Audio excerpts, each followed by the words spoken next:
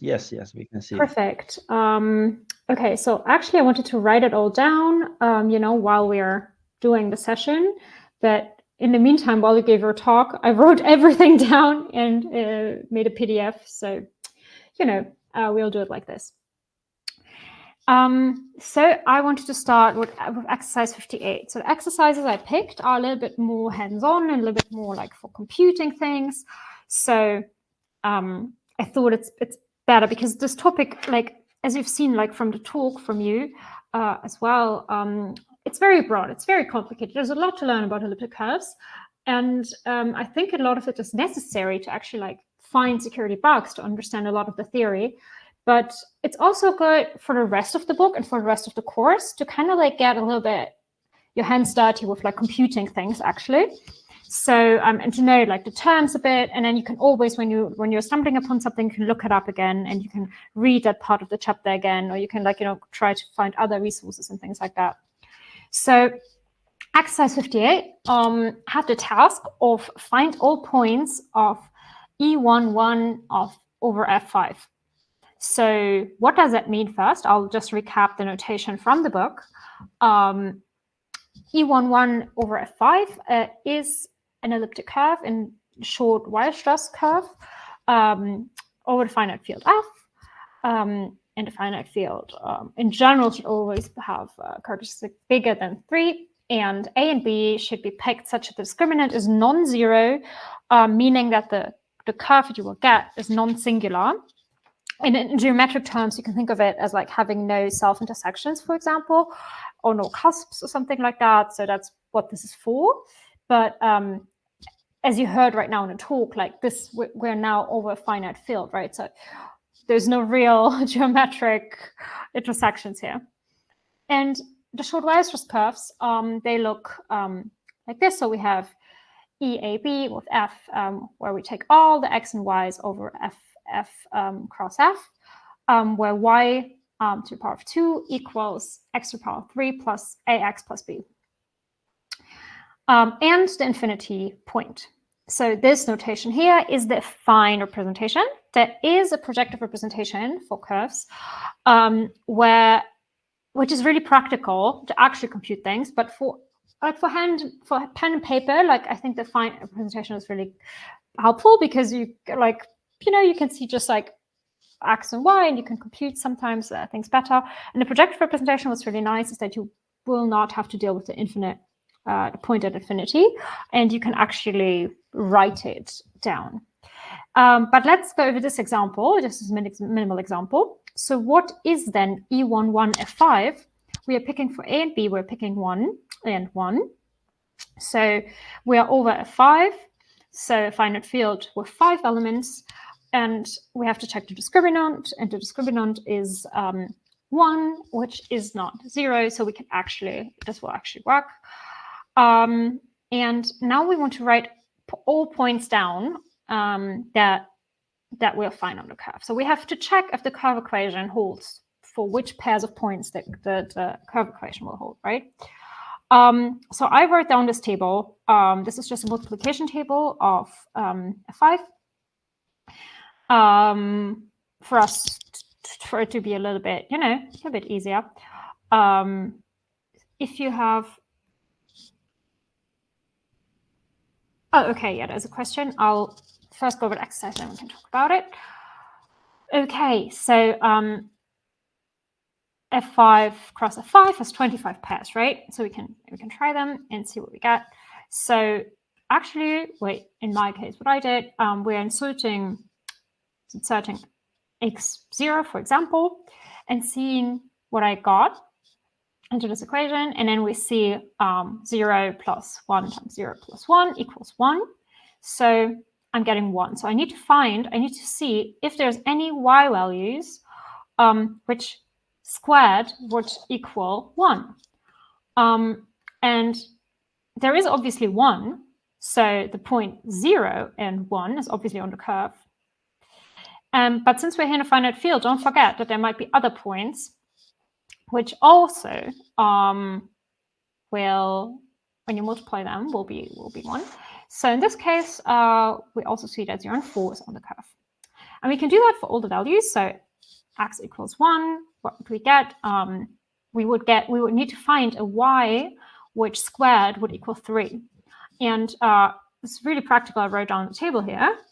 So I can just look at this diagonal line, and we see that on the diagonal line, we only 1 and 4 and 0. So 3, there is no value which multiplied by itself will actually be 3. So nothing will, like, there will be no point 1 comma something on this curve. For x2, we can do the same. We're doing here 2 to the power 3 plus 1 times 2 plus 1, which equals 1. And then we have another, we already know that 1 squared is 1 and 4 squared is 1. So the y point is then 2, 1 and 2, 4. Actually is very similar for x equals 3. And for x equals 4, you see we get, when we do one side of the equation, we get 4. So we need to find y values that squared will equal 4. And in this case, it's not just 2, which we know from basic elementary math, and we're in a finite field. It's also 3, right? 3 times 3 is 9, and in F5, that's 4. So we see that 4, 2 and 4, 3 are both solutions. So we can write it down. Sorry for my bad handwriting. I was writing very fast. So we see this is all the points that we'll have on the curve E11 of F5. It's the infinity point, always on the curve, and these 8 points additionally. Okay, good. So that's kind of my first example, starting example. So there's a question for later, maybe. Did anyone get a sense of difference between Montgomery and Edwards twisted curves? Not sure I followed it too much when I read them in a hurry. So maybe let's talk first about Montgomery curves, and then I have not really prepared something. So yeah, I can recommend what to read on it. I think that's the best case. Okay, so let me continue. So then I was just like trying to like find an exercise which follows in this route. So we've seen a short bias stress notation and form. There's also the Montgomery curve that also RT mentioned in his question. So the task in exercise 71 now is to show that E11 F5 is actually not a Montgomery curve. So let's first recap what a Montgomery curve is. So a Montgomery curve has this specific form. It's a curve in this specific form. And what is the form? So actually, we're now over a prime field of order bigger than 3. And we have, again, 2 values, a and b, from that prime field. B shouldn't be 0, and a squared should be 4 mod p. P is the order of the prime field. And then the Montgomery form, curve Montgomery form looks like this. All the points x, y that are from f cross f are on the curve if they satisfy the equation b times y squared equals x to the power 3 plus x plus ax squared plus x, and the infinity point. So this is the Montgomery form. So the thing is that every Montgomery curve, so if you have a curve in Montgomery form, it can be transformed into short Weierstrass form. And in the end, it will look like something like this. So if you recap again, we had the short Weierstrass form. We have y to the power of 2 plus x to the power of 3 plus ax plus b. So we need to find a and b. A and b will now, they have to be something with big A and big B. So this is this will actually be how we can transform it. So the small a will be 3 minus a squared divided by 3 times the big B squared, and the small b looks like this. So there's a proof, and you can find it. I just wanted to show that. So if you see a curve in the Montgomery form, it can be transformed into short Weierstrass form. So the thing is, though, that the other direction does not hold.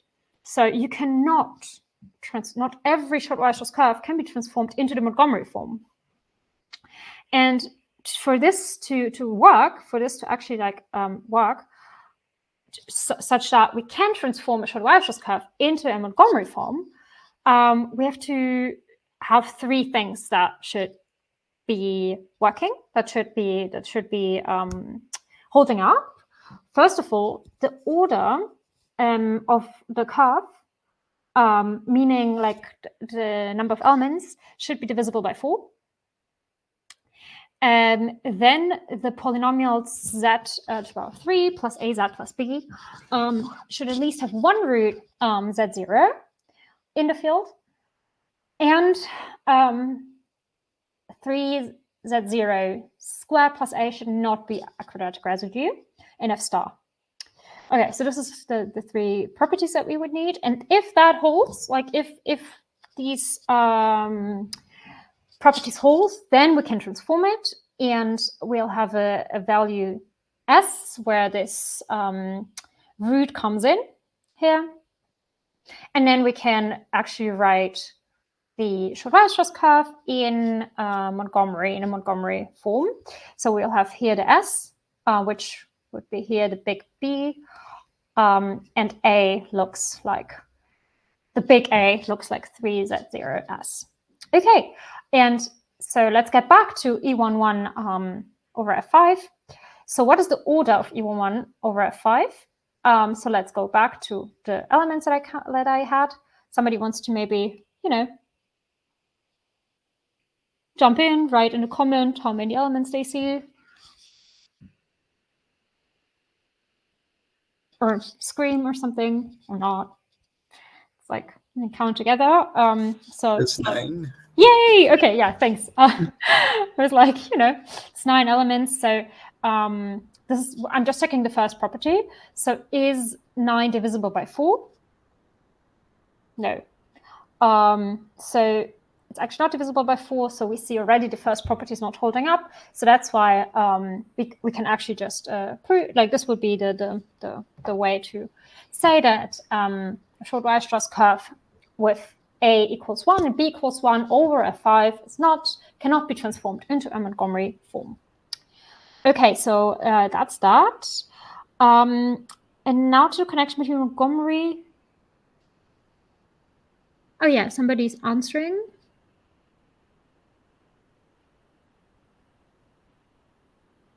Exactly. So twisted Edwards curves have benefits that also, like, if you're asking yourself, why do we transform all of this and why do we have this? So for Montgomery curves in Montgomery form, we actually have constant time algorithms to do, for example, scalar multiplication on elliptic curves. So that's really, really practical. And for twisted Edwards curves, exactly, we can do the addition of 2 points simpler. And I would recommend, if you're in a MoonMath manual and you want to read about it, I just looked it up. So chapter 5.3 is about twisted Edwards curves. So have a look, and there's also examples and pen and paper examples and things like that. And it's just 2 pages, I think. So it's or 3 maybe. So it's definitely maybe easier to look at. Okay, and the last exercise that I prepared for us to discuss was just actually a little bit a different exercise. Again, we are looking at a specific curve because I wanted you to have a feel for how to compute them and how to look at them. So it's exercise 94. And I picked exercise 94 because in exercise 94, we are looking at BLS 66. And BLS 66, so before we, the tiny example that I took was this E1 1 over a 5 curve. And throughout the book and later, when we do the pen and paper examples for the actual ZK systems, a lot of them will be computed over BLS 66 because when my colleague Mirko wrote the book, he actually made this curve up himself, BLS 66. So it is a pairing-friendly group. It has everything that we need for snarks to actually do pen and paper examples on snarks.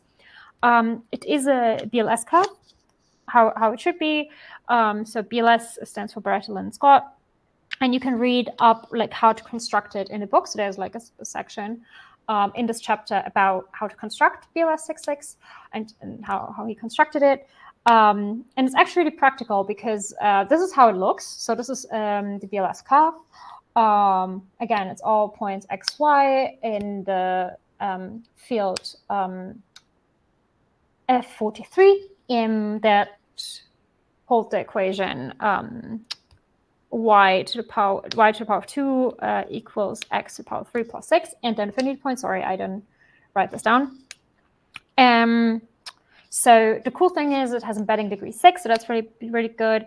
And the order is 39, which is also really good because 39 gives us 2 subgroups and one bigger, not really big subgroup, 13 elements. So that's really practical. And the prime field is of size 43 in this case.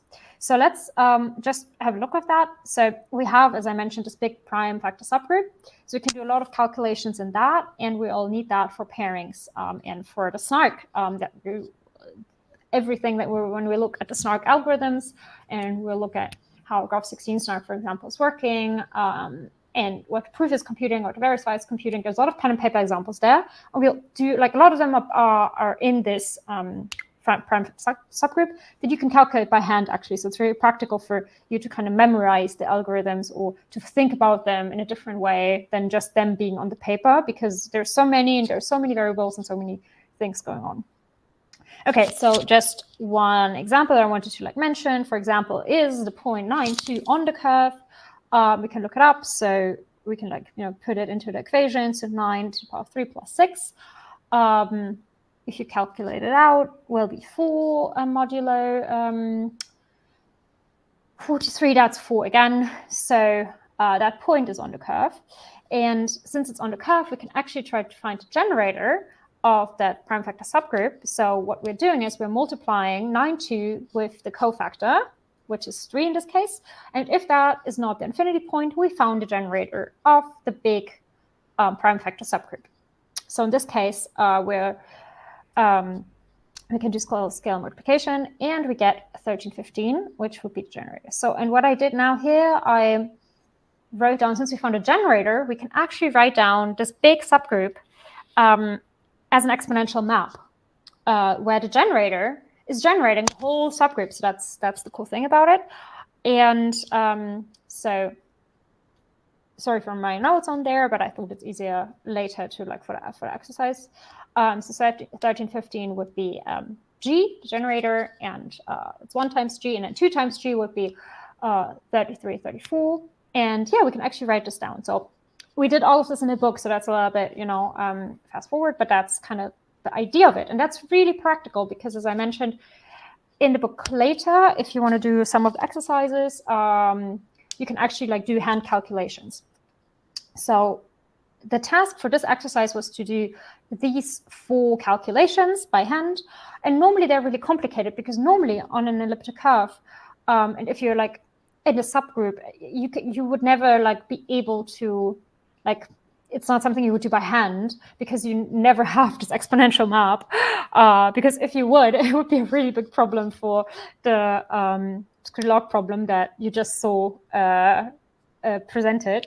So yeah, it's practical in this tiny subgroup, but with 13 elements. But yeah, this is just for fun and learning. So yeah, we can do this actually here, which is really nice. And yeah, we can use the exponential map to compute this. If you would want to compute, you could also compute this, for example, the second task here with one of the rule, we can use addition, elliptic curve point addition here, and just use the rule for find points and calculate that here. But yeah, it's quite involved. And in this case, we can just use the exponential map. So we would look up here, for example, I'm just going to pick this example because, I already started talking about it. So we would look, how many times we need to multiply generator with itself to get 26.9. And actually, that's 8 times generator. And here we have, for this point, it's 12 times the generator. It's right here. So if we want to add these points, we can use the exponential map, and that's in the end 20 times the generator, and we're in this curve, so it's 7 times the generator. So this is how these examples work. And just for the negative one, you can also think about it as we have like this point, and now we're trying to find inverse. And to try to find inverse, we have to see how we get to like the infinity point again. So since we're here we're here, so we need to go 8 times, right, until we get to the infinity point. So the inverse of 5g will be 8g.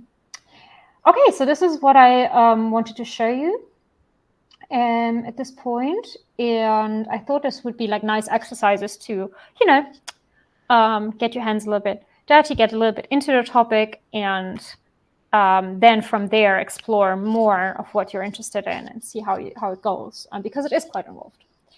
Okay. Okay. Yeah. Thank you, Anna. Sure.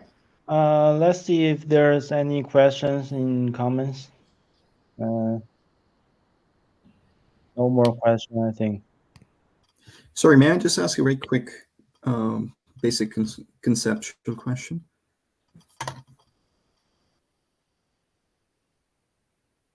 Hello?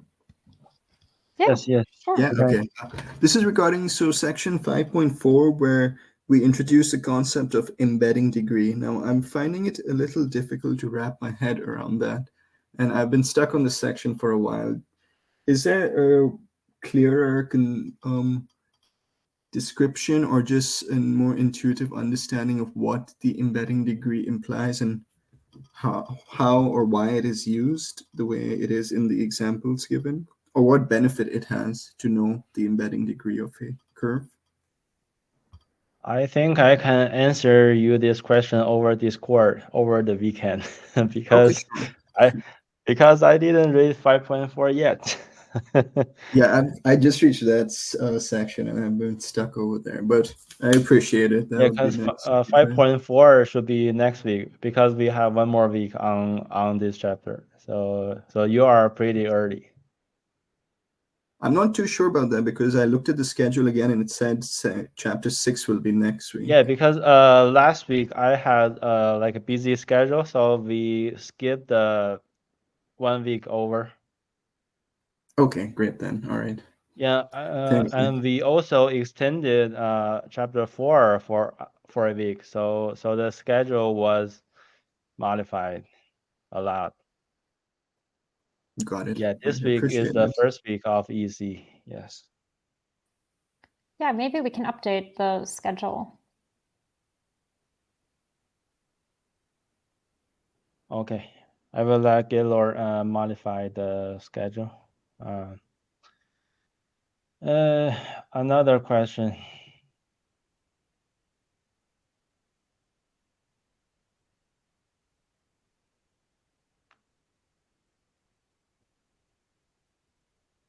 And can you answer the question? Yeah, sure. So the question is what the mathematical differences are between Montgomery and Edwards curves. So the thing is, so I think this relates to like the other question that we had. As I mentioned, in general, these are forms, and this is just like specific. You would have like some specific elliptic curve, and for where we could say, okay, this is we're needing like a name for it, because with this specific, if it has the specific properties, then we can do other algorithms where addition is faster, scalar multiplication is faster, and things like that. So this is kind of like the idea of introducing those different forms and those different things on it. And so there's also like you were writing Edwards curves, but a lot more in practice. What we see like for photography, it's actually twisted Edwards curves as well. So that's what we talk about in the book. So when it seems like different constants are being shuffled into the C equation, like I do have to say that sometimes also like it feels to me like that if you want to find a pairing-friendly curve, there is a lot like to consider. So this is why it sometimes feels like that, because there's some curves that are standard now And actually what happened is that people wanted to find they had specific properties wanted to get, and they were like trying out the constants and trying out different constants to get actually what they would want for the pairings and for the pairing situation, to calculate pairings efficiently and use the algorithms that, would calculate it efficiently. So maybe that's, I don't know, maybe that's answering it. In general, like it really depends on like from which perspective you look at it. From like implementing, the curve thing, the curve that you chose, that really is like very different, and you have to like think about how you do your addition algorithms, how you do your like specific algorithms for specific things. But concepts wise, you can think of an elliptic curve in the way that Chin Young was like presenting it. Just in general understanding, is it over R? Is it over a finite field? And then kind of like abstracting it away. So that's what you will see in a lot of papers and theoretic papers then, like this is the divide between the like theoretic papers on snarks. You will see that they like abstract a lot of it away, and they're like, yeah, just take the generator of the curve, and then you just do this and this, and then you kind of like just do all those calculations, and they don't specify how to scale and multiply. They don't specify how to do addition. They don't specify the curve a lot of times, obviously, and they just use the curve as a block, as a building block. And then when you actually implement it, you would actually like have to consider the security of it, the parameters, and how you can efficiently calculate these algorithms. And so this kind of gives you these differences. I don't know if this helps at all, but this would be my answer to this. I think it's Weierstrass. So I'm German, so the German, how you pronounce this is actually Weierstrass. But I think a lot of like English people say something like Weierstrass. So yeah, in German it's Weierstrass. I pronounce it as like Weierstrass. I know it's wrong, but whatever, as long as people understand, fine. Exactly. Yeah, there are too many mathematician names. Yeah, you can also say why the stress. Yeah. Why so much stress? Yeah. Yeah, the German is Weierstrass. So Weierstrass. Well, that sounds really good. I want to learn German. I'm not sure. Like, I don't think it's the most beautiful language, but yeah. Yeah. Okay. So I think no more question. Let's call it a day. That's been an hour and a half, pretty long. Okay, so thank you everybody. Thank you, Anna. I will see you guys next week, same time. Yes, see you next week. Jesper is there next week again, and then I'm back. Yay. Okay, bye.